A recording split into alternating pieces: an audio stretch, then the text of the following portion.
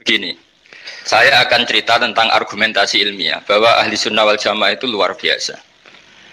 Saya di Jogja berteman banyak para profesor, para doktor, termasuk akademisi sosial yang mungkin pernah di mana-mana. Pernah tanya saya begini, Bapak, kenapa Anda baca kitabnya referensinya luas kok tetap NU katanya. Terus saya bilang, problemnya apa sebagai NU? Biasanya terus mereka mengutip sekian makalah. Kebetulan makalah itu provokatif dan siapapun yang baca makalah itu pasti menjadi NU. Tak jamin ya. Kalau di Jogja misalnya di satu penerbitan, saya termasuk di dalamnya, itu pernah diperbandingkan kitabnya Said Muhammad Mafahim Yajibu An-Sohah dengan kitabnya Bin Bas. Judulnya Hadhihi Mafahimuna. Biasanya kitab-kitab terjemahan Wahabi itu memang cukup provokatif dan dengan narasi yang memang siapapun yang nggak pernah mondok pasti tertarik. Misalnya begini, cerita bid'ah misalnya. Iyyakum wa muhdatsatil umur fa inna kulla bid'atin dhalalah wa kulla dhalalatin finnar misalnya gitu. Wa kulla muhdatsatin bid'ah wa kulla bid'atin dhalalah wa kulla dhalalatin finnar. Ada yang baca wa kullu bid'atin dhalalah wa kullu dhalalatin finnar. Terus beliau menuliskannya begini, kata Bin Bas. Hadza huwa Rasulullah. Hakama bi annal bid'ah kullaha dolalah. Terus diteruskan wajar asy-Syafi'i faqasama ila hasanatin wa dolalatin wa sayiatin. Jadi dengan narasi seperti itu tuh orang itu tahu bahwa Syafi'i itu kurang ajar tenan gitu kira-kira gitu. Jadi dia ini Rasulullah yang mengatakan semua bid'ah ini dolalah, tapi Syafi'i lancang dengan membagi ada dolalah, ada sayiah, ada hasanah, ada sayiah. Ini aneh katanya. Wong Rasulullah yang nabi saja bilang satu semuanya dolalah kok dia bilang dua kan. Diredaksikan jaro'ah, kira-kira makna sedannya yang lama atau berani. Sehingga orang mesti tanya, kenapa sih tidak ikut Rasulullah saja? Tapi ini satu ilmu, setidaknya ilmu perdebatan, bukan ilmu hakiki, karena kita tidak tahu yang diridhani Allah yang mana. Tapi kemudian Said Muhammad dalam kitab Abu Abdul Faros, juga dalam kitab-kitab beliau, menyanggah itu dengan mengatakan, jika makna bid'ah adalah yang nggak pernah dilakukan Rasulullah, itu salah besar. Terus beliau cerita sekian hal, termasuk yang diceritakan adalah ada seorang sahabat ketika sholat dengan Rasulullah tidak pakai doa mainstream, yaitu ketika i'tidal sahabat tadi bilang alhamdulillah hamdan katsiran thayyiban mubarakan fi. Setelah itu setelah Nabi habis sholat umul qail, siapa tadi yang melafadzkan itu? Semua sahabat diam karena takut disalahkan. Tapi apa yang dikatakan Nabi? Tidak, saya tidak akan menyalahkan. Saya tadi melihat isna asra malakan. Saya tadi melihat 12 malaikat. Yabtadiruna ayyuhum yaktubu awwalu. Semuanya itu bergegas siapa yang nulis awal. Terus kata sahabat tadi, ha anada ya Rasulullah. Padahal ini satu kalimat yang bahkan Rasulullah tidak mengajarkan. Dan Rasulullah bahkan iskal. Kenapa ada kalimat itu? Tapi toh dibenarkan oleh Allah dan Rasul. Cerita Said Muhammad kedua adalah ada sahabat setiap ngimami itu main kulhu. Wah, ngimami apa saja main kulhu. Singkat cerita makmumnya tuh gerutu. Ini orang kok main kulhu terus ini. Setelah dilaporkan ke Rasulullah, ditanya sama Rasulullah, kenapa kamu main kulhu ini? Dilaporkan ke saya. Kata si musolli tadi, imam tadi, li annaha sifatur rahman. Dalam surat itu semua sifatnya Allah. Maka fa'ana uhibbuha. Saya senang itu. Apa kata Rasulullah? Saya disuruh bilang Allah ke kamu bahwa Allah mencintai kamu karena kamu mencintai kulhu. Terus keterusan sampai sekarang itu orang-orang NU baca kulhu terus itu. Karena sekali baca idza samsu kuwirat mesti keponting gitu. Tapi artinya itu dibenarkan Rasulullah minhu sabqi ta'limin minhu tanpa ada pelajaran dari beliau. Runtuhlah teori bid'ah bahwa bid'ah adalah semua yang nggak pernah dilakukan Nabi diajarkan Nabi. Nyatanya beberapa kali Nabi membenarkan sesuatu yang belum pernah diajarkan oleh beliau. Masalahnya adalah tidak semua orang baca kitabnya Said Muhammad atau baca tidak paham. Nah, sementara kitab Hadhihi Mafahimuna itu diterbitkan secara masif oleh pemerintahan Arab Saudi dan ada terjemahnya lagi, sehingga yang nggak bisa Arabnya bisa terjemahnya. Dengan narasi tadi bahwa Imam Syafi'i dibenturkan Rasulullah itu kan pasti kalah. Redaksinya itu jaro'ah itu wani pakai hamzah. Kedua, saya ingin cerita dan saya tidak bosan-bosan cerita ini sampai mati, saya tidak akan bosan-bosan. Ada kemandirian al-hujjatul balighah dalam diri kita sebagai ahli sunnah. Begini misalnya, kalimat la ilaha illallah adalah kalimat yang orang kafir 80 tahun saja kalau melafadzkan itu menjadi soro mukminan. Lah ini kita tahlil yang sudah muslim hanya karena kalimat thayyibah justru menjadi kafir. Ini kan madzhab aneh. Yang kafir puluhan tahun iyan tahu yufar lahum maqad salab bihadil kalimah. Ini kita karena tahlilan sampai nyekel patok menjadi kafir juga karena la ilaha illallah. Ini aneh. Jadi kalimatun sing yakunu bihal kafiru musliman menjadi kalimatun yakunul mukminu biha kafirun. Ini kan kaidah yang aneh. Nah, saya ingin kalau ahli sunnah yang seperti ini sudah mandiri, sudah sehat, ya baguslah seperti itu. Terus yang terakhir, kenapa ditambahi an-nahdiyah? Ya seperti yang dikatakan moderator tadi. Di terminologi internasional itu kalau ahli sunnah pokoknya yang tidak sabut sahabat ahli sunnah. Sehingga Wahabi, Muhammadiyah, Ikhwan semuanya ahli sunnah wal jamaah. Karena kalau di media internasional asal tidak Syiah itu ahli sunnah. Hanya itu aja perbandingannya. Kalau ikramus sahabat ya ahli sunnah, kalau sabut sahabat ya Syiah. Problemnya adalah kita tidak ikut kelompok besar ahli sunnah yang mainstream di internasional karena mereka anti wasilah, anti tahlil. Sehingga terus Indonesia bilang ditambahi ahli sunnah wal jamaah an-nahdiyah. Yang kira-kira mungkin Gus Yofur dan kawan-kawan nambahin Nusantara gitu. Nah, nanti ini bagiannya Gus Yofur, saya kira demikian. Assalamualaikum warahmatullahi wabarakatuh. Itu kan suatu masalah dalam syariat Islam itu adalah ikhtilaf atau bid'ah. Ya mudah, keluarkan dulu turunannya. Ikhtilaf itu apa? Bid'ah itu apa? Kalau selain bid'ah pasti ikhtilaf. Ya? Baik, sekarang bid'ah apa itu bid'ah? Dari kata bada'a yabda'u sesuatu yang baru. Setiap yang baru disebut dengan bid'ah. Baik, tapi kalau dikaitkan dengan agama, maka ayo kita lihat definisinya. Segala sesuatu yang dipandang sebagai ibadah. Ingat, sebagai ibadah. Jelas? Baik, yang tidak terdapat dalil dan atau contohnya dari Rasulullah SAW, dari Al-Quran ataupun Sunnah. Lihat kalimatnya, dalil dan atau contohnya. Kalimat mesti lengkap sini. Kalau Anda kurangi satu, maka keluar dari definisinya. Nggak boleh. Definisi harus jami'un mani'un, mencakup semua unsur yang terlibat di dalamnya, mengeluarkan yang tidak terkait dengannya. Ya, itu disebut dengan ta'rif, definisi. Awas, ada yang berkata begini, semua bid'ah itu yang tidak ada contohnya, itu kalimat kurang lengkap. Karena tidak setiap dalam syariat yang nggak ada contoh itu bid'ah, tidak. Saya turunkan ya. Yang disebut ibadah, yang tidak terdapat dalil dan atau contohnya. Ada 4 jenis dalam syariat kita yang mesti kita ketahui. 3 benar, satunya bid'ah. Yang pertama, ada ibadah dalam syariat yang ada dalil, ada contoh. Jelas, seperti sholat. Dalil ada, contoh ada. Makanya nggak boleh keluar dari contoh. Sampai Nabi menegaskan, Sallu kama ra'aitumuni usalli. Salatlah kalian seperti persis melihat saya salat. Al-Bukhari nomor hadis 651. Jangankan kita sekarang, hidup di zaman Nabi, salat tidak seperti contoh Nabi, dipersoalkan oleh Nabi. Seperti kisah Khalad Az-Zuraiki yang lalu, di Al-Bukhari nomor hadis 357, hadis Muslim nomor hadis 397. Saya sudah jelaskan ini. Ini nggak ada masalah. Yang kedua, ada dalilnya, ada contohnya, dan contohnya bersifat sementara. Ini pun tidak masuk bid'ah. Tidak masuk bid'ah. Karena dalil masih ada, dan Nabi contohkan, sementara Nabi diduga tidak mencontohkan lagi, atau mencontohkan tapi tidak setiap waktu. Tapi sahabat ada yang mempraktikkan, dan Nabi tidak melarangnya. Ini artinya masih boleh. Seperti kunut. Kunut.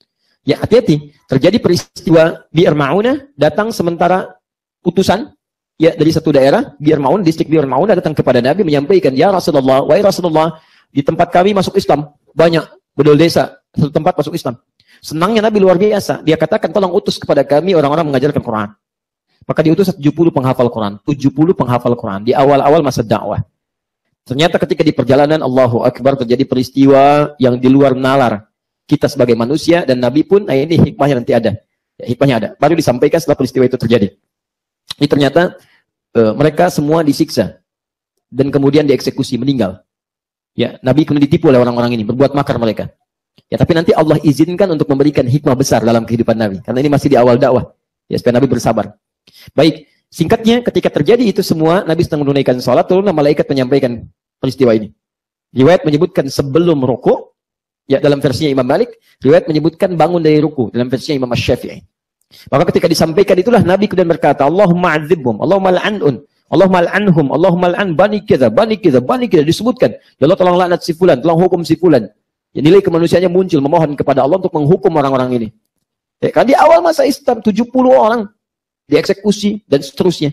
Maka dalam sebulan berjalan, turunlah kemudian Quran, surah ketiga, Al-Imran, ayat 128, sampai 129 itu. Laisa laka minal amri syai'un aw yatuba 'alaihim aw yu'adzibahum fa innahum zalimun. Muhammad, jangan cepat marah begitu.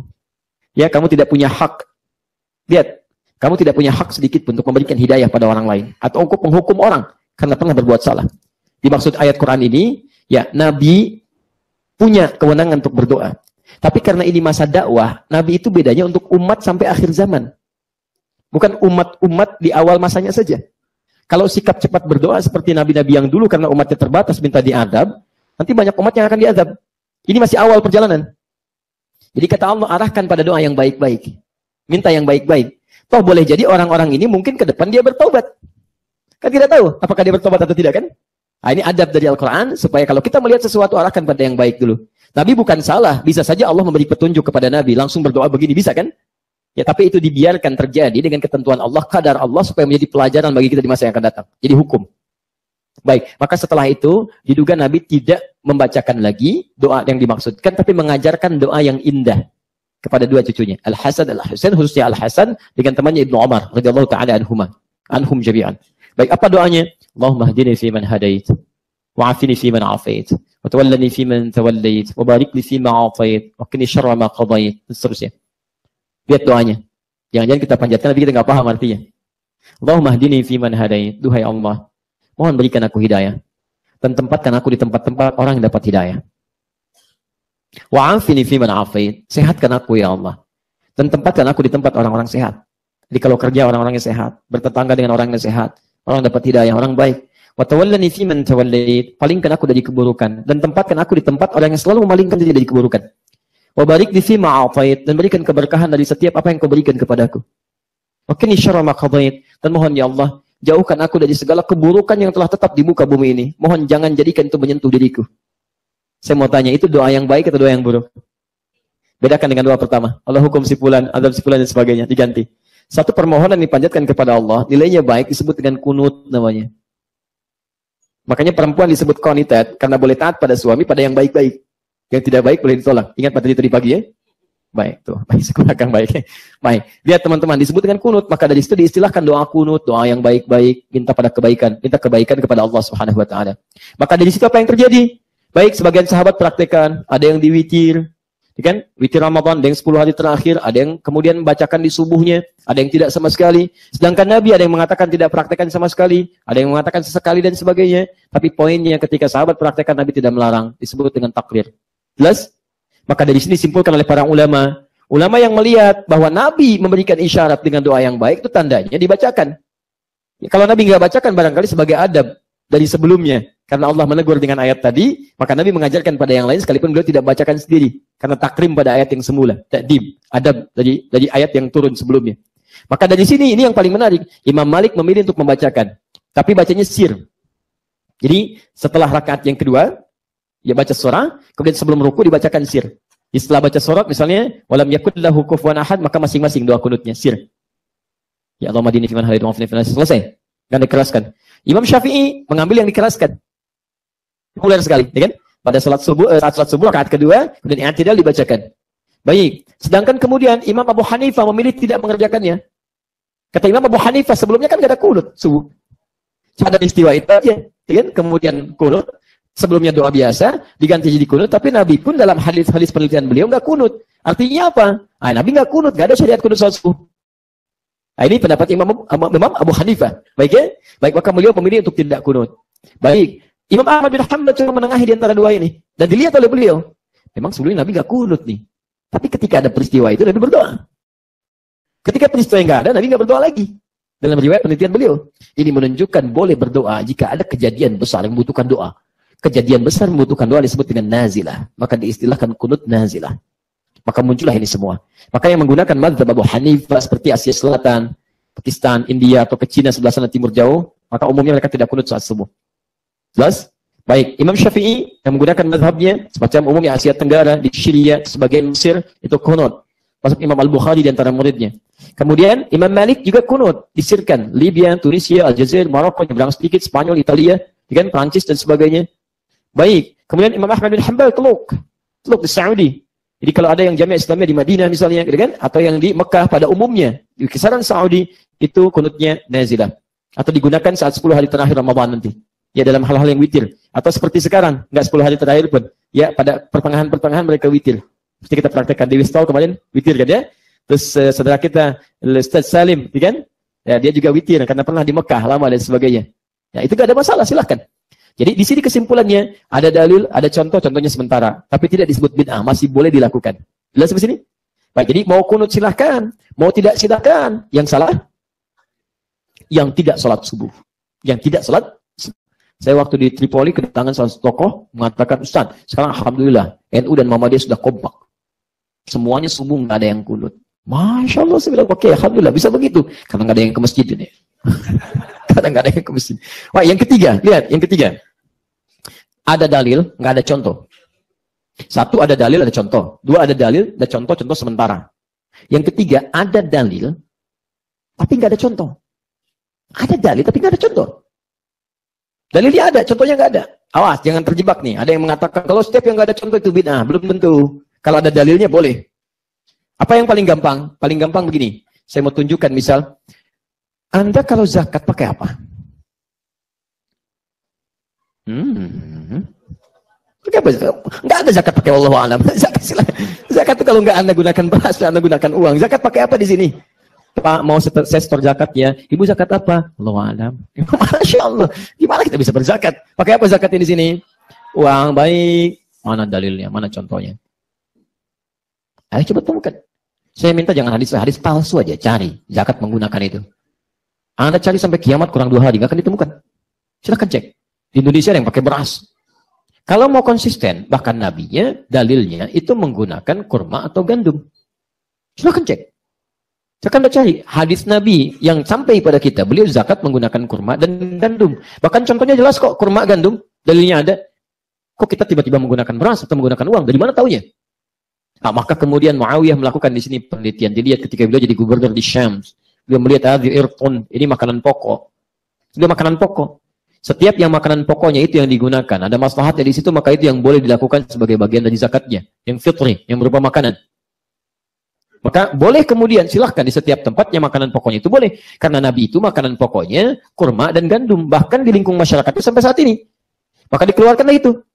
Kalau Indonesia mau mengeluarkan kurma, siapa yang makan, kemana dikeluarkannya? Gak nyambung. Maka dari itulah boleh diambil dari makanan pokoknya. Apa makanan pokok Bapak Ibu sekalian? Tuh, saya bukan. Kalau saya nasi. Kalau beras itu makanan bagi hewan yang bertembolok. Ya, ayam itu beras, bebek itu beras. Kalau saya nasi, sumbernya dari beras. Alhamdulillah, dimasak dulu baru dimakan. Baik ya, maka boleh kemudian itu dikeluarkan sebagai bagian dari zakat. Coba cek. Jelas ya? Yang keempat, itulah bid'ah. Yang tidak ada dalilnya sama sekali. Dan tidak ada kiasnya di sini. Nggak ada analoginya. Dan dianggap sebagai bagian dari ibadah. Itu sederhananya. Jadi kalau dianggap bagian dari ibadah, nggak ada dalil, nggak ada contoh, nggak ada kiasnya sama sekali. Nggak ada analoginya. Maka itu bagian dari bid'ah. Masya Allah, salat subuh berapa rakaat? 2. Tiba-tiba dia terlampau soleh 3 rakaat misalnya. Nah, itu yang jadi masalah. Itu yang disebut dengan bid'ah. Atau